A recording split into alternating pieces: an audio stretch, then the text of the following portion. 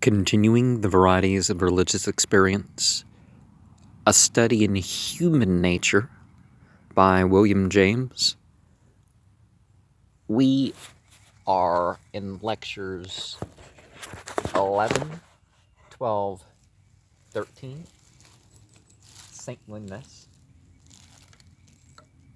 and I think this program will probably divide and end up in lecture 12, but I'm not sure where that exactly starts. We forbid ourselves all seeking after popularity, all ambition to appear important. We pledge ourselves to abstain from falsehood in all its degrees. We promise not to create or encourage illusions as to what is possible by what we say are right. We promise to one another active sincerity, which strives to see truth clearly, which never fears to declare what it sees. We promise deliberate resistance to the tidal waves of fashion, to the booms and panics of the public mind, to all the forms of weakness and of fear. We forbid ourselves the use of sarcasm, of serious things. We will speak seriously and unsmilingly, without banter and without the appearance of banter. And even so of all things, for there are serious ways of being light of heart. We will put ourselves forward always for what we are, simply and without false humility, as well as without pedantry, affection, or pride.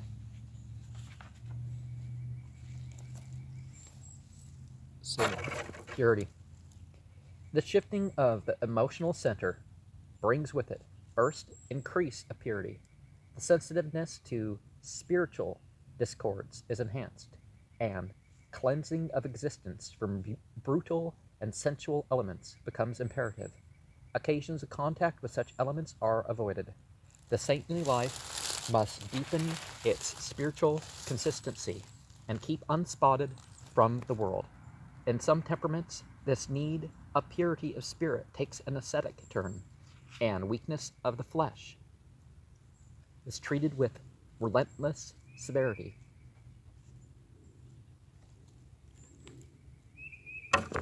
D. Charity. The shifting of the emotional center brings, secondly, increase of charity, tenderness for fellow creatures, the ordinary motives to antipathy, which usually set such close bounds to tenderness among human beings, are inhibited. The saint loves his enemies and treats loathsome beggars as his brothers. Well, saint doesn't have to excuse the loathsome choices of individuals.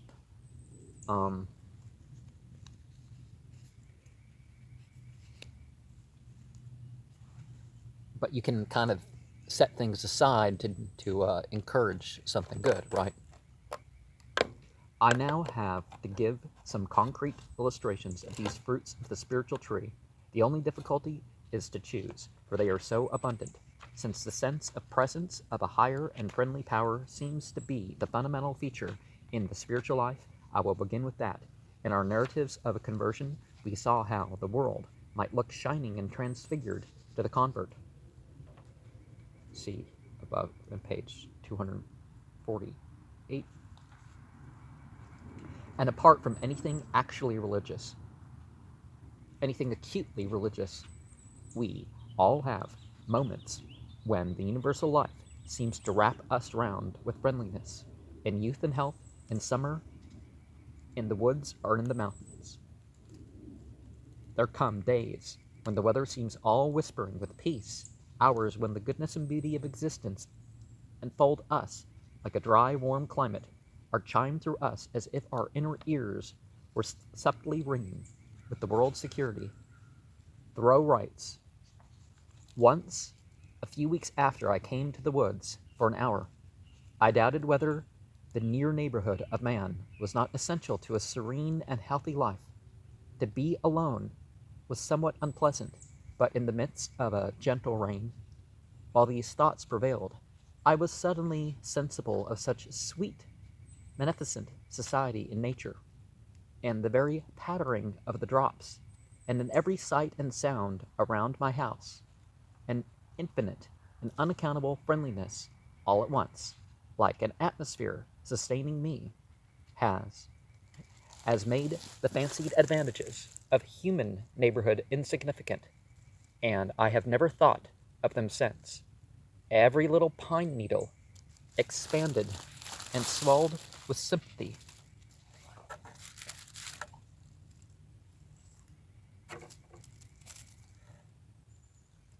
and befriended me.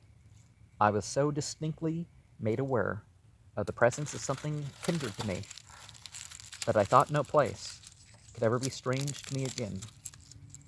That says H. Thoreau, Walden Riverside Edition, 2006, abridged. And the Christian consciousness, this sense of the enveloping friendliness, becomes a most personal and definite. The compensation, writes a German author, for the loss of that sense of personal independence which man so unwillingly gives up is the disappearance of all fear from one's life, the quite indescribable and inexplicable feeling of an inner security which one can only experience, but which, once it has been experienced, one can never forget. C.H. Hilty, Gluck, Volume 1, page 85. I find an excellent description of this state of mind in a sermon by Mr. Boyce. It is the experience of myriads of trustful souls that this sense of God's unfailing presence with them in their going out and in their coming in, and by night and day, is a source of absolute repose and confident calmness. It drives away all fear of what may befall them. That nearness of God is a constant security against terror and anxiety. It is not that they are at all assured of physical safety or deem themselves protected by a love which is denied to others, but that they are in a state of mind equally ready to be safe or to meet with injury. If injury befall them, they will be content to bear it, because the Lord is their keeper, and nothing can befall them without his will. If it be his will, then injury is for them a blessing, and no calamity at all. Thus, and thus only, is the trustful man protected and shielded from harm.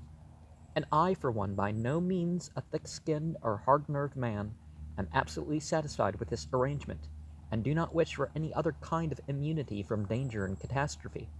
Quite as sensitive to pain as the most highly strung organism, I yet feel that the worst of it is conquered, and the sting is taken out of it altogether, by the thought that God is our loving and sleepless keeper, and that nothing can hurt us without his will. What is it that Sam Harris said about the putting the sting of death back into it? I think it's clear the guy overstates things, but makes a good point. But then again, do you want to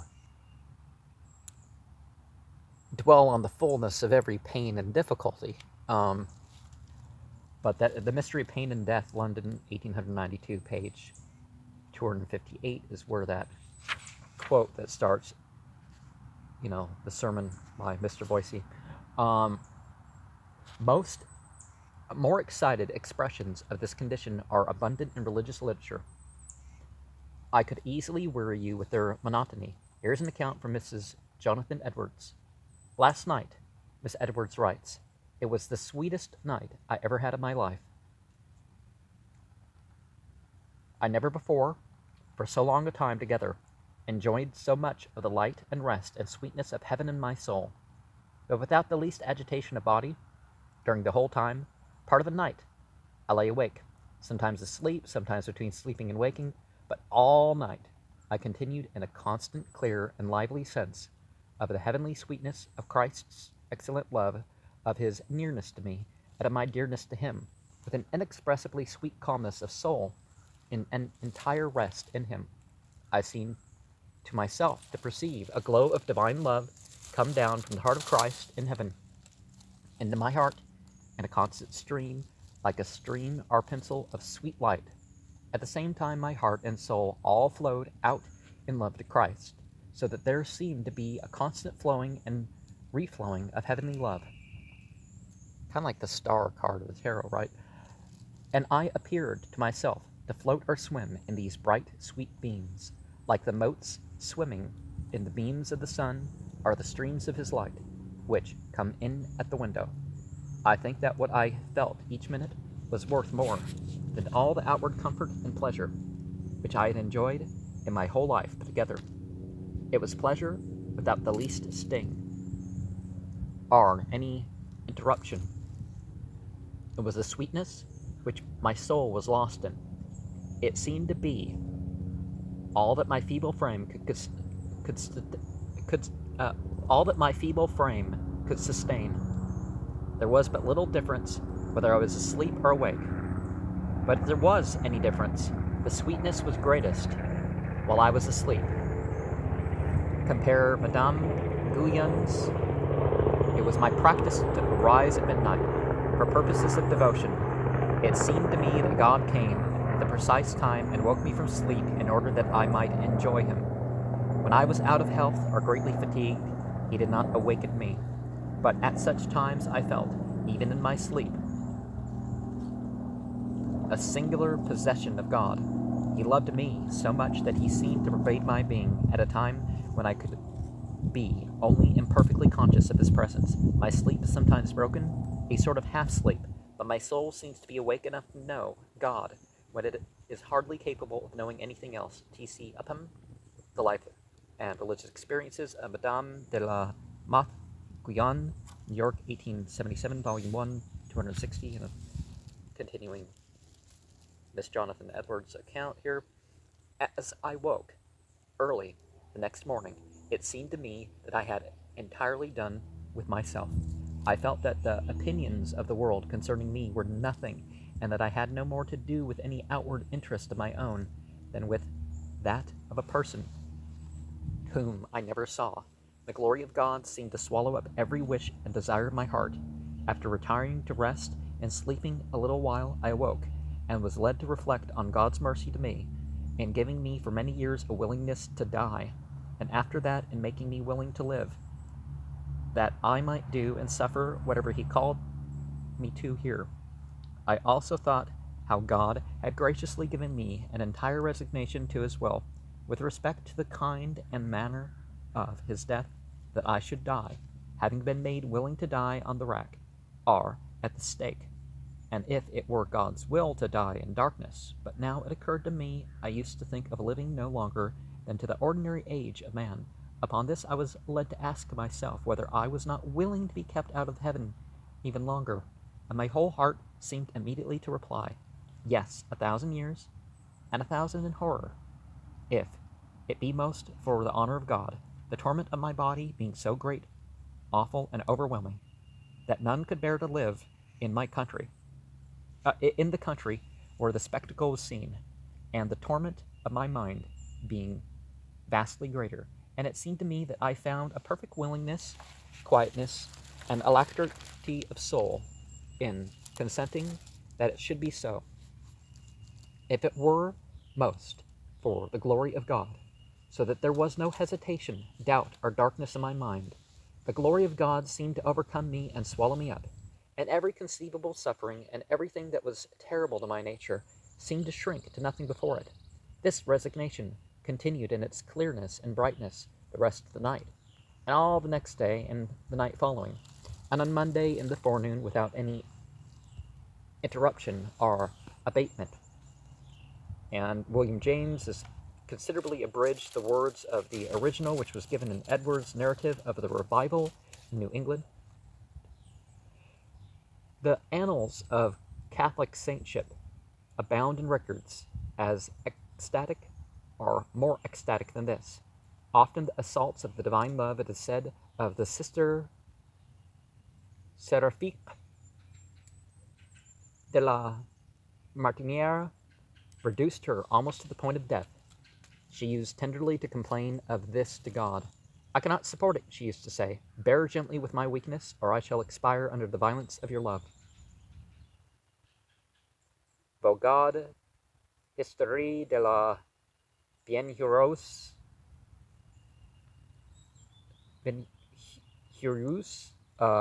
Marguerite, Marie, 1894, page 125.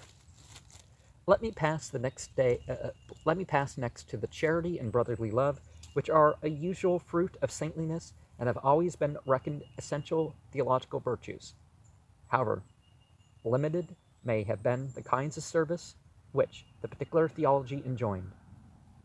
Brotherly love would follow logically from the assurance of God's friendly presence, the notion of our brotherhood as men being an immediate inference from that of God's fatherhood of us all. When Christ utters the precepts, love your enemy, bless them that curse you, do good to them that hate you, and pray for them which despitefully use you and persecute you, he gives for a reason, that ye may be the children of your Father which is in heaven, for he maketh his sun to rise on the evil and on the good, and sendeth rain on the just and on the unjust. Well, we're working on transforming our character, right? But see, this divinity becoming your father isn't a literal thing. It's that father stage, right? Your rules and your skills, your ethics, morals, whatever you want to call them, they're in line with what divinity is commanded to be done or not done, are trained towards, right? One might, therefore, be tempted to explain both the humility as to oneself and the charity towards others, which characterize spiritual excitement as results of the all-leveling character of theistic belief. But these affections are certainly not mere derivatives of theism. We find them in Stoicism, Hinduism, and Buddhism in the highest possible degree. Well, so what? Christianity is the only theism? And Buddhism, for the most part, is under the classification of theism, although people say, well, in its essence, Buddhists don't worship, and they really have to incorporate like Taoism or Confucianism or something in order to worship the bodhisattvas and all this stuff, or Shintoism or something. But, well, you know what I mean, I think. They harmonize with paternal theism beautifully, but they harmonize with all reflection, whatever upon the dependence of mankind on general causes. And we must, I think, consider them not subordinate, but coordinate parts of that great complex excitement in the study of which we are engaged. Religious rapture, moral enthusiasm, ontological wonder, cosmic emotion are all unifying states of mind in which the sand and grit of the selfhood incline to disappear, and tenderness to rule. The best thing is to describe the condition integrally,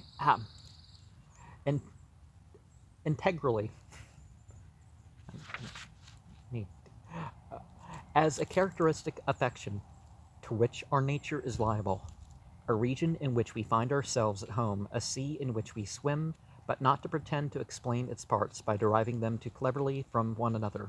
Like love or fear, the faith state is a natural psychic complex, and carries charity with it by organic consequence. Jubilation is an expansive affection, and all expansive affections are self-forgetful and kindly so long as they endure. We find this the case even when they are pathological in origin. In his instructive work, La Tristesse et la Joie, Paris, 1900, M. Georges Dumas compares together the melancholy and the joyous phase of circular insanity, and shows that while selfishness characterizes the one, the other is marked by altruistic impulses.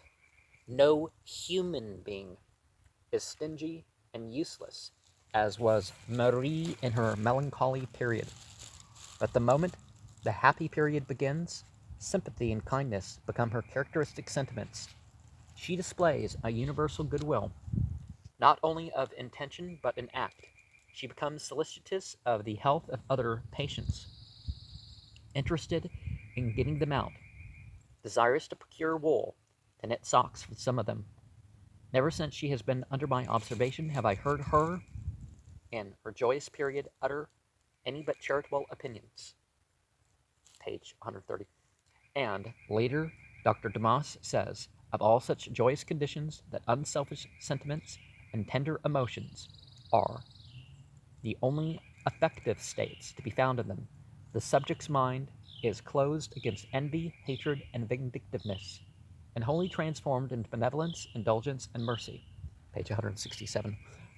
There is, thus, an organic affinity between joyousness and tenderness, and their companionship in the saintly life